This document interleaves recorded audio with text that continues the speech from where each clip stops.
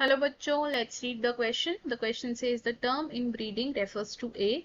Mating of more closely related individuals within the same breed for 4 to 6 generations. B.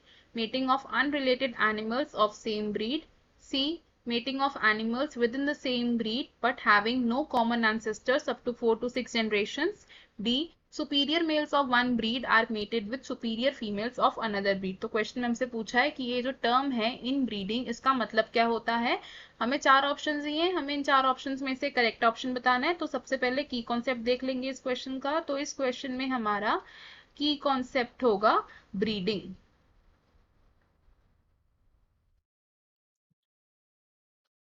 Animal breeding यानी कि mating between two animals to enhance the desired qualities. Mating between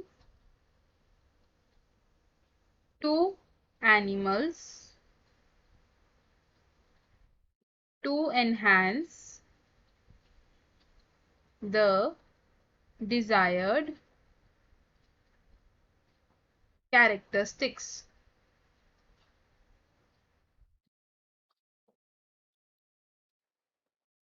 अब ये जो breeding होती है ये दो type की हो सकती है।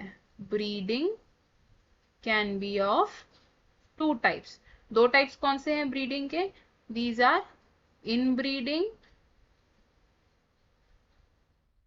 और आउटब्रीडिंग। इनब्रीडिंग क्या होता है? इनब्रीडिंग यानी कि mating of closely related animals for 4 to 6 generations। और ये एनिमल्स किससे बिलोंग करते हैं? From the same breed. तो हम इसे क्या लिख सकते हैं? Mating between animals of same breed for 4 to 6 generations। और आउटब्रीडिंग क्या होता है? आउटब्रीडिंग यानी कि mating between unrelated animals for 4 to 6 generation. ये क्या होता है? मेटिंग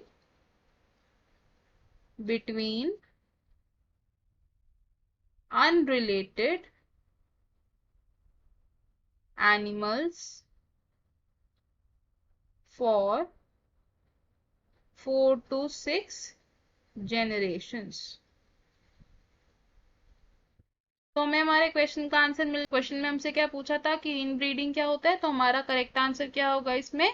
ऑप्शन ए, यानी कि mating of more closely related individuals with in the same breed for 4 to 6 generations। तो हम इसे लिख लेंगे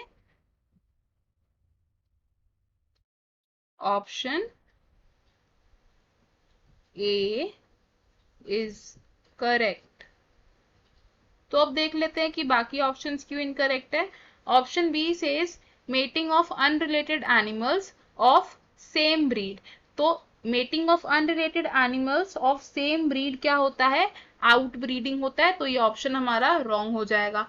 option C says mating of animals within the same breed but having no common ancestors up to 4 to 6 generations। तो इसे हम क्या कहते हैं? Out crossing. तो ये ऑप्शन भी हमारा रॉन्ग होगा। Option D says superior males of one breed are mated with superior females of another breed. जब इस तरीके की ब्रीडिंग होती है तो इसे हम कहते हैं क्रॉस ब्रीडिंग। तो ये ऑप्शन भी हमारा रॉन्ग होगा। तो हमारा करेक्ट आंसर क्या होगा? Option A. I hope you understood it well. All the best. Thank you.